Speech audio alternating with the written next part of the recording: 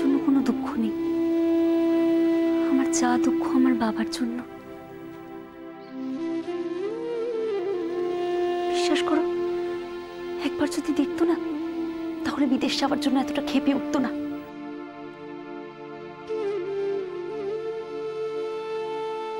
Please মানুষ, একটু ভাবো, দেখো না কোনো উপায় বেরোয় কিনা। সরি শ্রেয়া, আমি তোমাকে কোনো সাহায্য করতে পারলাম না।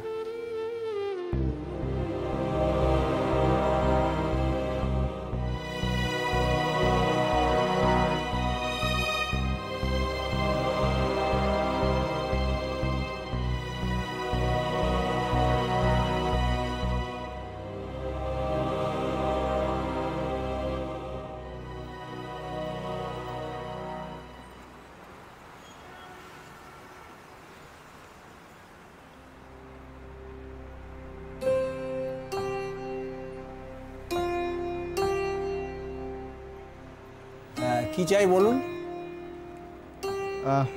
না না, আমার কিছু চাই না, আমি ওনার সঙ্গে দেখা করতে এসেছি।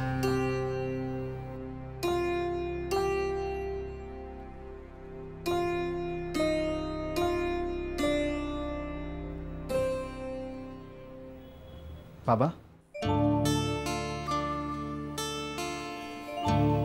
প্রবাল, তুই হঠাৎ এখানে? না মানে এমনি এমনি এলাম। আমি ভাবলাম তোমার দোকানটা একটু ঘুরে আসি। খুব ভালো, খুব ভালো, কিন্তু একটু পরেই তো দোকানে ভিড় শুরু হয়ে যাবে, নইলে যদি তোকে দেখাতাম তাঁতের শাড়ির কত রকম ভ্যারাইটি। আচ্ছা ঠিক আছে, তুই আয় আয় আমার সঙ্গে আয়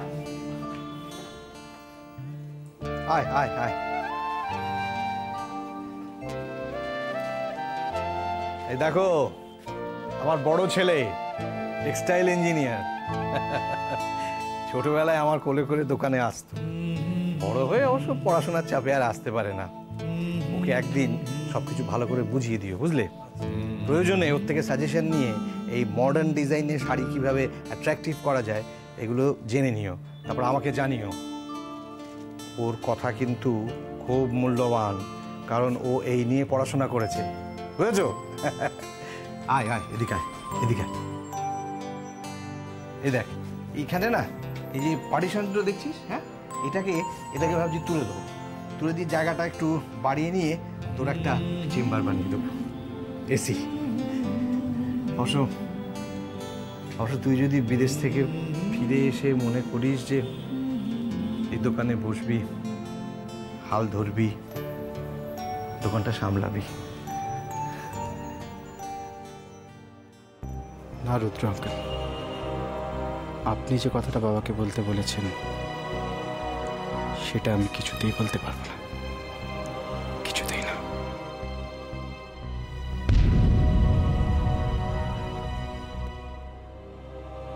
কি রে, কি ভাবছিস? না কিছু না বাবা, আমি আসি। কিছু খেয়ে যা। না না, কিছু খাবো না, আসি বাবা।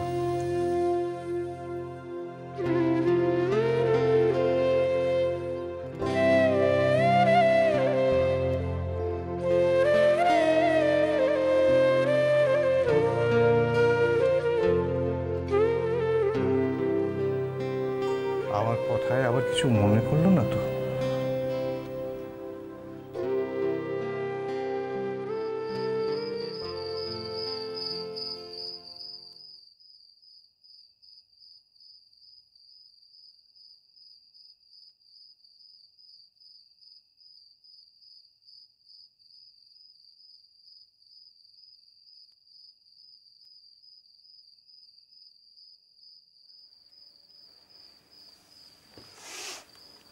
দিভাই, পরিমল কাকু কি বললো? কি আর বলবেন, ওনার তো আমাকে কিছু বলার ছিল না, আমি ওনার সাথে কথা বলতে গেছিলাম। আরে আমি জিজ্ঞেস করছি উনি তোর সঙ্গে কিরকম ব্যবহার করলেন? আমি তো আর নিজের জন্য কিছু চাইতে যাইনি, আমি গিয়েছিলাম বর্দার ব্যাপারে একটা কথা বলতে। দাদার ব্যাপারে? কি ব্যাপারে রে? পরে শুনিস। আচ্ছা পরিমল কাকু তোর সঙ্গে সব সময় এরকম রুক্ষ ব্যবহার করেন কেন? বললে দেশের বাড়ি মর্টগেজ, তাও আবার শুভ্রকে এড়িয়ে? ছি ছি ছি ছি ছি ছি। এই শিক্ষা পেয়েছো তুমি? এত ভালোবাসে মানুষটা তোমাকে, আর তাকে তুমি ঠকাচ্ছ? কি জানি। আরে কি জানি বললেই হবে? তুই বাবার কাছে কোনোদিন জানতে চাস না কেন কি? যে উনি তোর সঙ্গে এরকম রুক্ষ ব্যবহার কেন করেন? জানি না, তবে নিশ্চয়ই কোনো কারণ আছে। কি কারণ? সেটা আমি কি করে জানবো? আচ্ছা তুই বাবাকে কিছু বলিস না কেন? আচ্ছা আমি তো কারণটাই জানি না, আর কিছু না জেনে আমি পরিমল কাকুর নামে বাবার কাছে অভিযোগ করি কি করে বল? আমার খুব অবাক লাগে জানিস, উনি বাড়ির সকলের সঙ্গে এত ভালো ব্যবহার করেন, কিন্তু শুধু তোর সঙ্গে খারাপ ব্যবহার করেন কেন?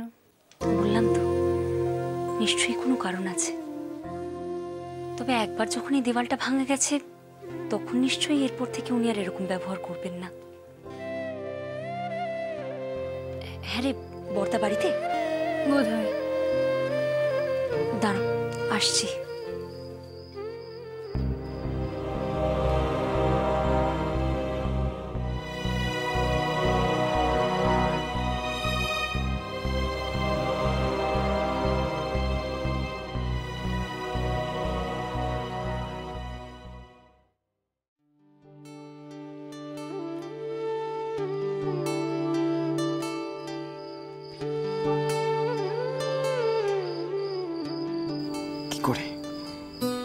কি করে আমি বিদেশ যাওয়ার টাকাটা পাবো? কি করে?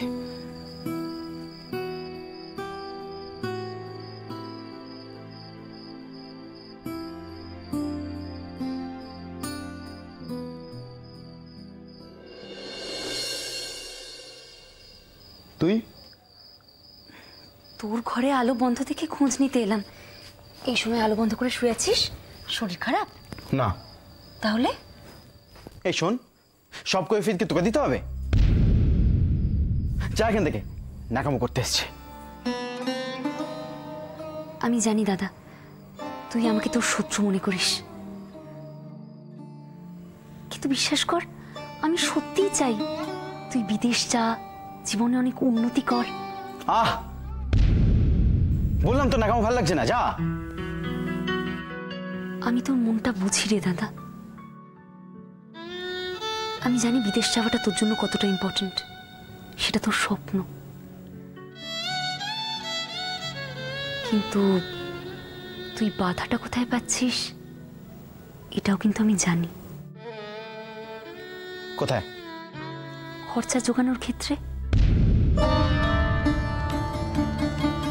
আমার কাছে কিন্তু এর জন্য একটা উপায় আছে। কি?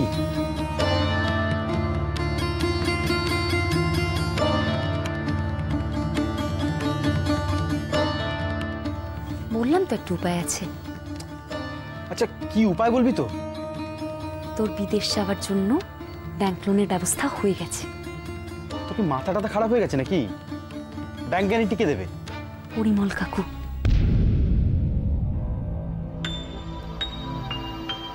আমি নিজেই তার সাথে কথা বলে তাকে রাজি করিয়েছি। তুই তুই নিজে পরিমল কাকুর সঙ্গে কথা বলেছিস? হুম। এই পরিমল কাকু তোর সঙ্গে ভালোভাবে কথা বলেছে?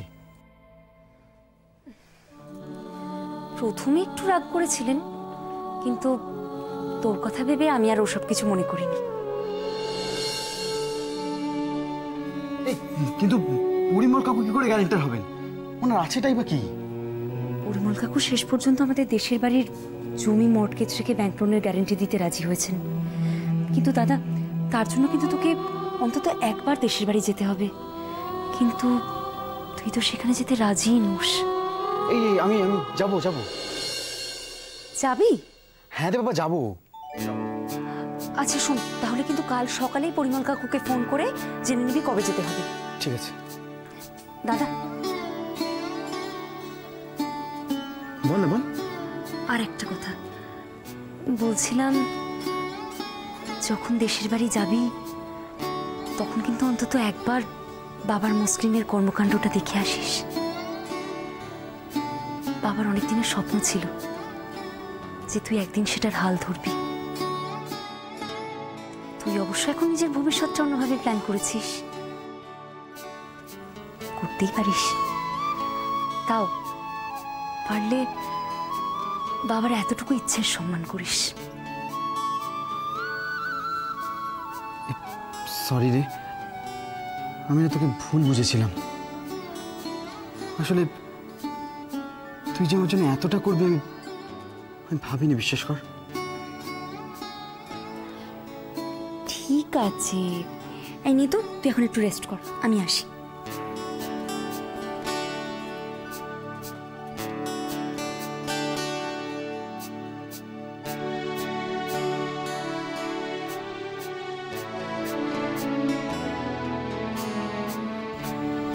আমার প্ল্যানটা বোধহয় খেটে গেল।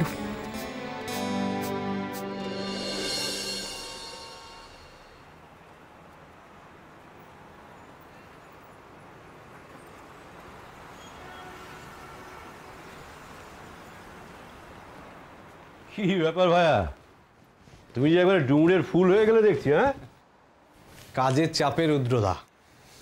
এর মাঝে তুমি পার্টনারশিপ ডিলের ড্রাফটটা একবার সময় পেয়েছো? হ্যাঁ, পড়েছি। Very good. সই করছো কবে? না, মানে এত ভাবনার কি আছে, একটা শুভ দিন দেখে সইটা করে ফেলো। রুদ্রদা, আমাকে আমাকে আরেকটু ভাবতে সময় দাও। ভাববে? হ্যাঁ, মানে এত বড় একটা সিদ্ধান্ত নেওয়ার আগে আমার আরেকটু সময় প্রয়োজন। ওকে, নো প্রবলেম, আমার কোনো তাড়া নেই।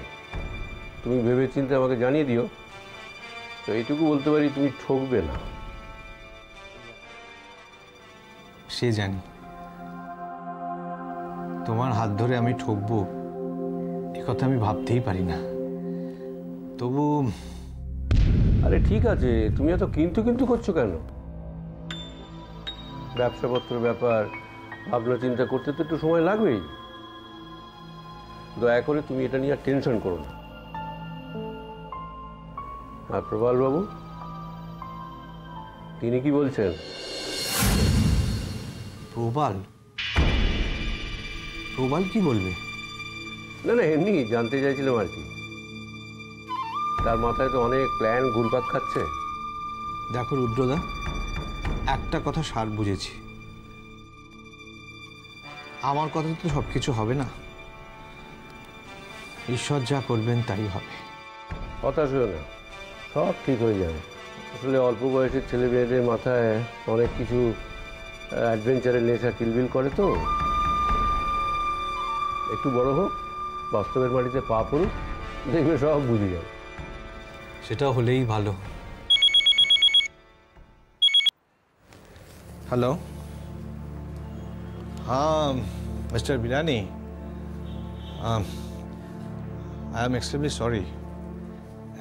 एक्चुअली इतने कम समय में इतना ऑर्डर मैं सप्लाई नहीं कर पाऊंगा। हाँ, लेकिन हाँ, आई एम रियली सॉरी। अगले साल आप थोड़ा आगे बताइएगा, आपको सब ऑर्डर मिल जाएगा।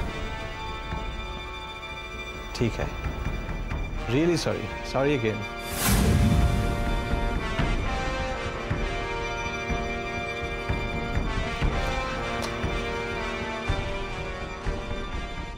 এত বড় একটা অর্ডার তুমি হাতছাড়া করে দিলে? এছাড়া আমার কোনো উপায় নেই রুদ্রদা।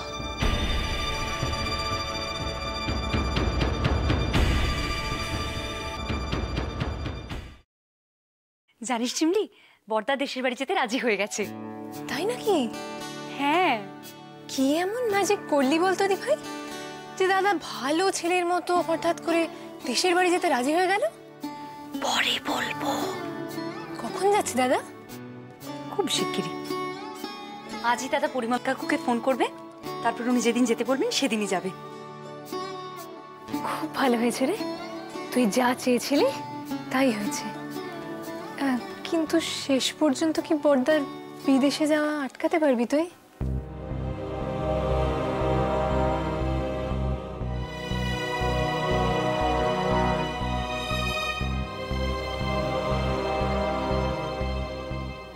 দেখ ঝিমলি, দাদা একবার দেশের বাড়িতে যাক, গিয়ে দেখো কোন স্বপ্ন বুকে নিয়ে বাবা এতগুলো বছর পরিশ্রম করছে। তারপর যদি তার মনে হয় তার বিদেশ যাওয়াটা ভুল, তাহলে নিশ্চয়ই ফিরে আসবে। মানুষের ভাবনায় তো বদল হয়, তাহলে আশা করতে দোষ কি যে আমাদের দাদাও তার ভুলটা একদিন বুঝতে পারবে।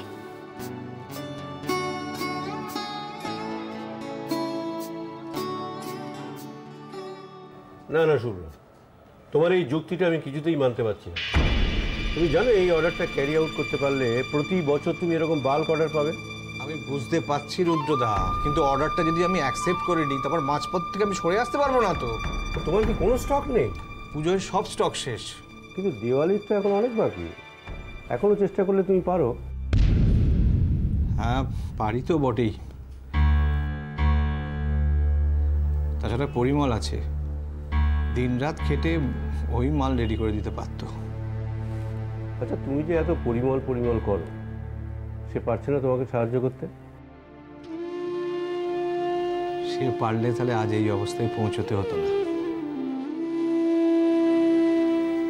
গুজরাট থেকে অর্ডার আসার সঙ্গে সঙ্গে মাল রেডি হয়ে যাওয়া শুরু হয়ে যেত। একটা কথা কি জানো তো শুভ্র, জেদ থাকা ভালো, কিন্তু সেটা যদি অতিরিক্ত হয়ে যায় তাতে ক্ষতিই বেশি হয়। এইভাবেই তো এতদিন চালিয়ে এলাম রুদ্রদা। না না ঠিক চালাওনি, তুমি হয়তো শুনলে দুঃখ পাবে। যে কোয়ালিটির মাল তুমি বিক্রি করো, ঠিক মতো মার্কেটিং করতে পারলে আজ তুমি কোথায় যেতে ভাবতে পারো? সবার দ্বারা সব কিছু হয় না রুদ্রদা। আমি কিন্তু এরকম নেগেটিভ ভাবনায় বিশ্বাস করি না। তোমার আসল লক্ষ্যটা কি মাসলিন? হ্যাঁ সে তো বটেই। তুমি স্বীকার করবে এই লক্ষ্য পূরণে তুমি তো নিজেকে বঞ্চিত করেইছো, বাড়ির সকলকেও করেছো। যদি বলো হয়তো তাই। হয়তো না তাই, কিন্তু সেটা তো একটা মহৎ লক্ষ্য পূরণ। হ্যাঁ তাও ঠিক। এবার সেই মহৎ লক্ষ্য পূরণ করতে তোমাকে তো কিছু স্বার্থ ত্যাগ করতেই হয়েছে। স্বার্থ ত্যাগ না করলে তো লক্ষ্য পূরণ হয় না। এক্স্যাক্টলি, তাই নিজের কিছু যেহেতু বিসর্জন দিতে হবে আরো বড় কিছু পাওয়ার জন্য।